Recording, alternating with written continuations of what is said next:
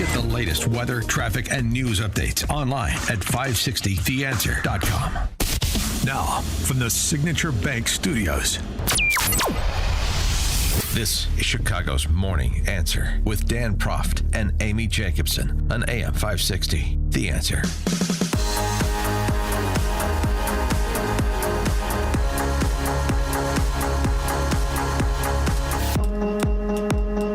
Good morning, Detroit and Chicago. D-Town. Sitting in with my good friend Amy Jacobson as we simulcast in both 92.7 AM 1400 and 560 The Answer Chicago. I'm happy. Front and center. Amy, I don't know if you caught President Donald Trump executive order on Washington, D.C., and making it safe. Did you catch that? He has signed 111 executive orders and counting. Yeah. So, no, but I'd love to hear about it. Maybe we can have it in Detroit and Chicago, too. Well, that's part of the reason why we brought our next guest on. I want you to hear what Donald Trump had to say about D.C. in this executive order.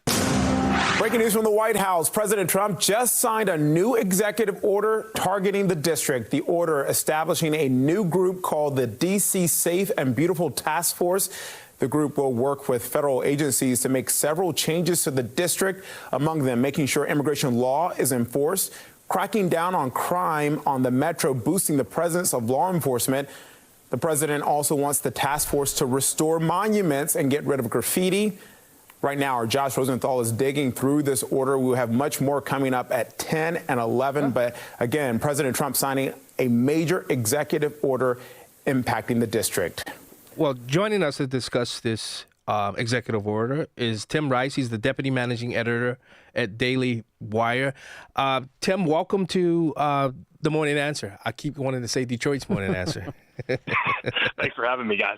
You know, Tim, in your article on the Daily Wire, forgive me, isn't Trump's move fast and break things style exactly what D.C. needed, especially after years of soft on crime policies and bureaucratic inaction? Yeah, I think that's absolutely right. So the funny thing about this piece is it's actually a one-year follow-up to a piece that I wrote last April, looking back at 2023, which was the worst year for crime in D.C. in more than a decade. We had homicides, carjackings, pretty much like robberies, any crime you could imagine was up in 2023. So this really got people talking, and even, the residents of Washington, D.C., who tend to support soft on crime policies, even they were starting to get angry because this is their home. This was affecting their day-to-day life. And at the end of that article, I said, what we really need is just something to cut through all of the gridlock and all of the decades of inaction and mixed motives and all the things that have sort of stopped D.C. from addressing this problem in the way that other cities have done. And, I kind of left it open-ended, saying, who knows if that'll ever happen, right? Like, things never get done in Washington. And then a year later, here comes Trump just sort of swinging in and saying, we're going to do it. And here's this executive order, as you guys mentioned, one of hundreds. So, it's certainly a really exciting moment for us here in the district to see what becomes of this plan. Critics are whining about Trump's he's violating D.C.'s home rule.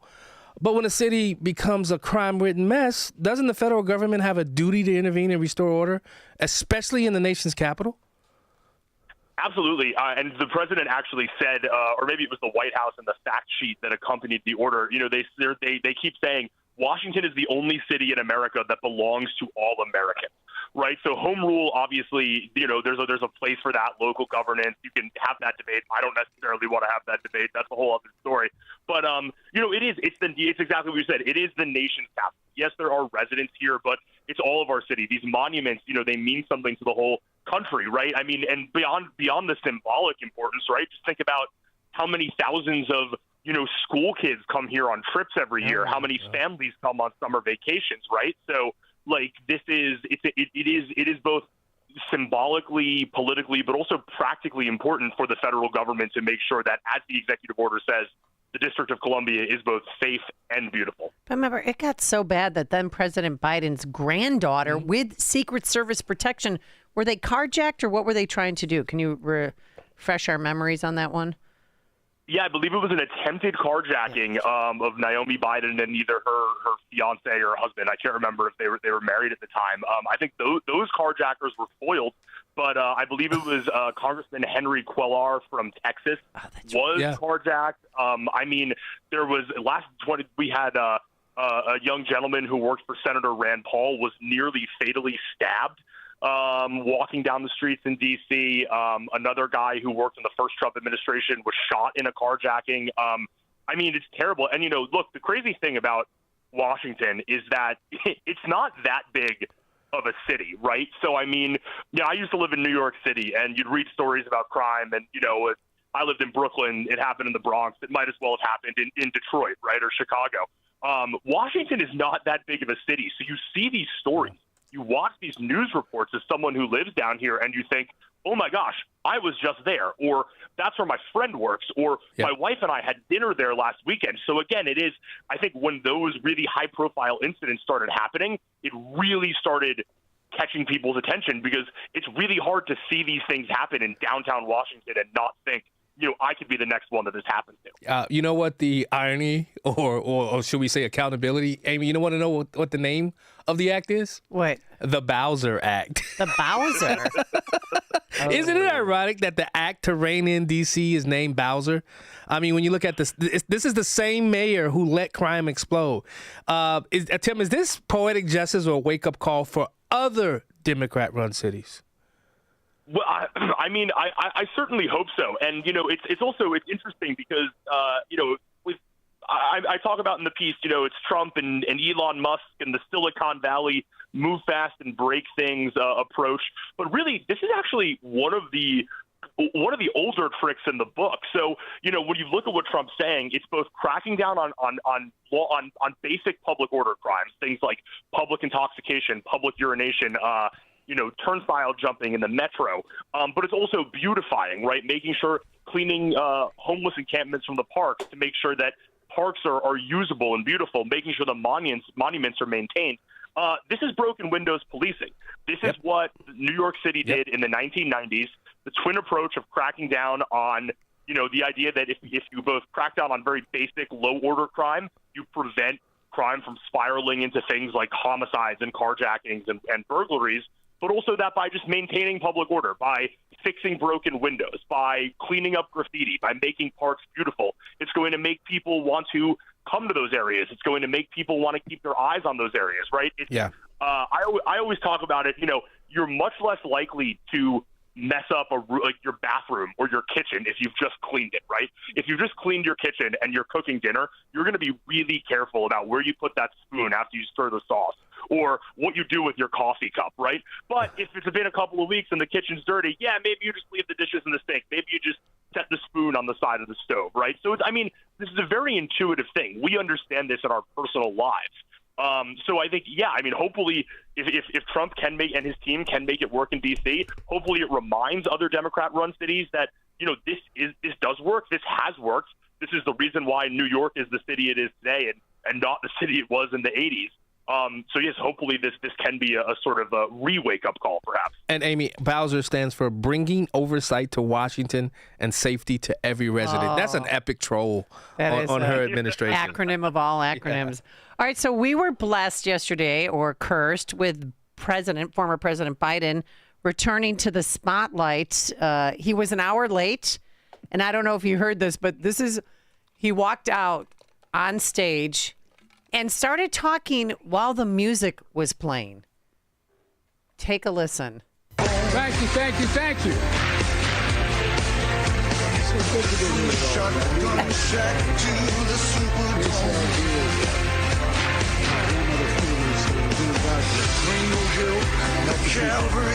Who deserve help and paid for most of it. I mean, kind of a rocky start, don't you think? It was so embarrassing that he didn't even realize that the music was blaring and he didn't have the wits to wait for it to die down before he started speaking. Yeah. I mean, it's exactly the Biden that we've all come to know and love. I thought that he looked a little happier than, towards the end of the campaign, but I also thought he looked older and more tired. It was interesting. I can't really for the life of me figure out why who decided that this was a good time to bring him back out and why? Well, he did, and he tried. Here he is trying to go after President Trump. Fewer than 100 days, this new administration has done so much damage and so much destruction. It's kind of breathtaking it could happen that soon. We can't go on like this as a divided nation, as divided as we are. Like I said, I've been doing this a long time. It's never been this divided. Granted, it's roughly 30%, but it's a 30% that has no heart. 30% that has no heart. What's your reaction to that? I mean, look, this is just, I don't know when Democrats will learn, but they just love trotting out. I mean, this is, baskets of deplorables, 30% that has no heart, domestic extremists. They just, when they're backed into a corner, when their approval ratings are plummeting, or really just when they can't think of what to say, they just go to demonize their political opponents. And look, I mean, politics is a nasty business. Certainly, the Republican Party has its fair share of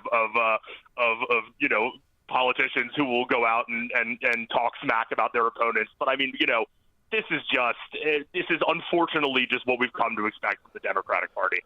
Yeah. And who's their leader? I mean, they came out with a new poll yesterday that shows Cory Booker now in second place, right behind Kamala Harris, because of his 25-hour filibuster speech that he delivered on the Senate floor.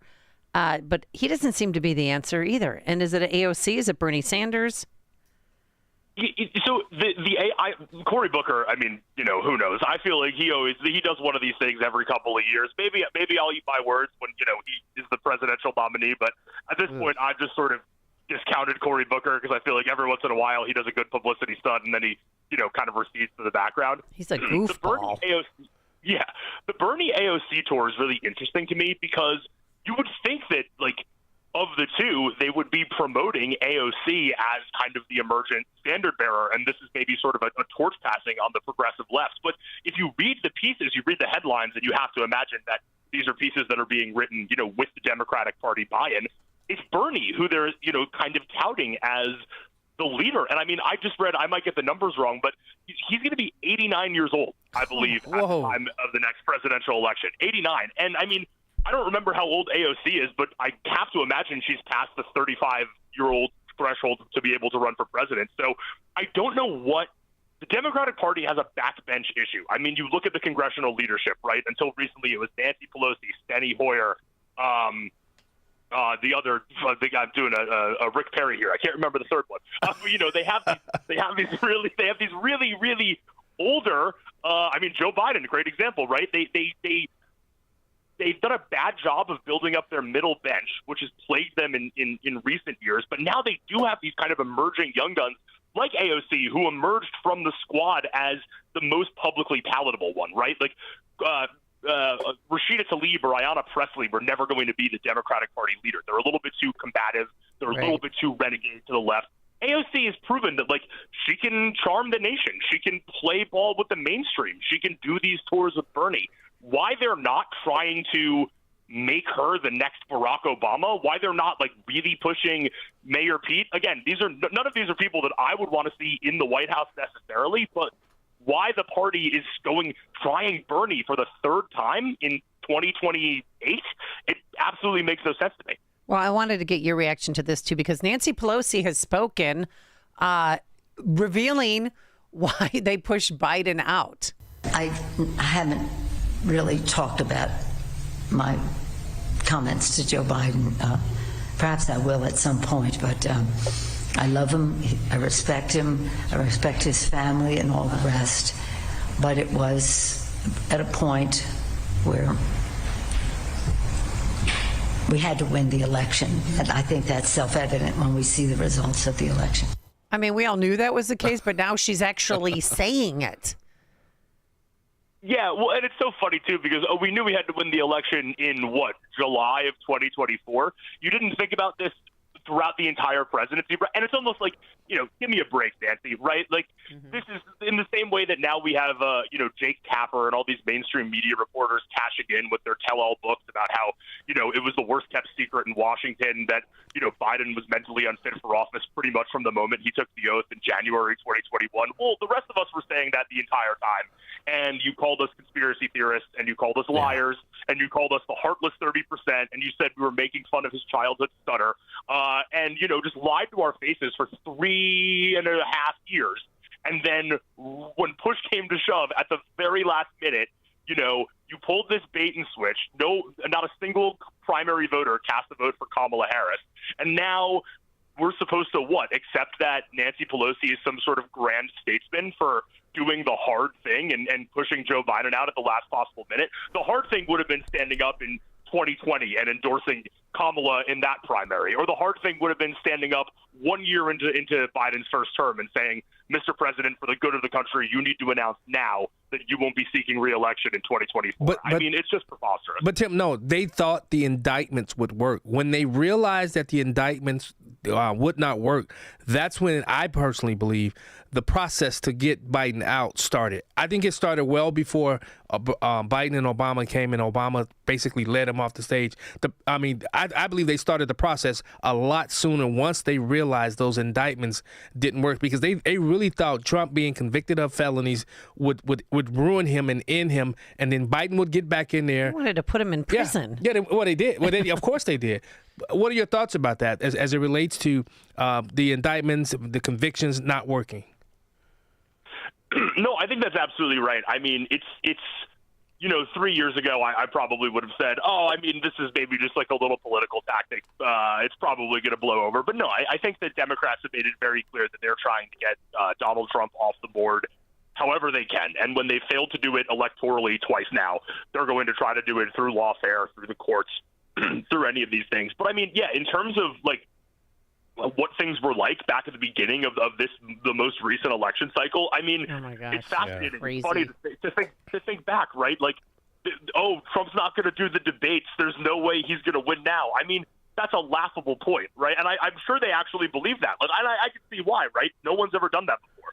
No one's ever won a presidential election for participating in 0 primary debates. But I mean, I think you're absolutely right that once they realized that all the things they thought were going to trip Trump up on his way to the nomination failed to do so, once they realized that once again he had defied the odds and proven that he's really capable of winning in ways and at levels that no other candidate from either party has ever been, I think you're absolutely right. That's when they said, okay, time to panic. It was the craziest election cycle. Yeah. And to think that George Clooney writing an op-ed about Biden's cognitive abilities and lack thereof was the beginning of the end of Biden's re-election bid. Tim Rice, we got to leave it right there. I would love to invite you back onto my Black and Right radio show, because one of the things that I want to talk to you about is this task force being modeled in places like Chicago, Detroit, San Francisco, Philadelphia, and what kind of panic we will see from the progressive elite. I got to invite you back onto Black and Right so that we can discuss this. That's a Saturday weekend show. I would love to have you on. That sounds great. I'd love to join. We'd be happy to talk. All right. He's Tim Rice, Deputy Managing Editor at the Daily Wire. We'll be right back. Thanks for joining us. Thanks for having me. It's news, opinion, insight. This is Chicago's Morning Answer on AM 560. The Answer. Wesley Financial Group is not a law firm. Hi, I'm Chuck McDowell, the timeshare cancellation guy and founder of Wesley Financial Group. And I want to set the record straight. I am not an attorney. I've never wanted to be an attorney. And the truth is, I really don't even like attorneys. If I sound like an attorney, I'll apologize. But what I've learned in my 15 years in the timeshare cancellation business is you don't need to be an attorney to get folks out of their timeshare. At West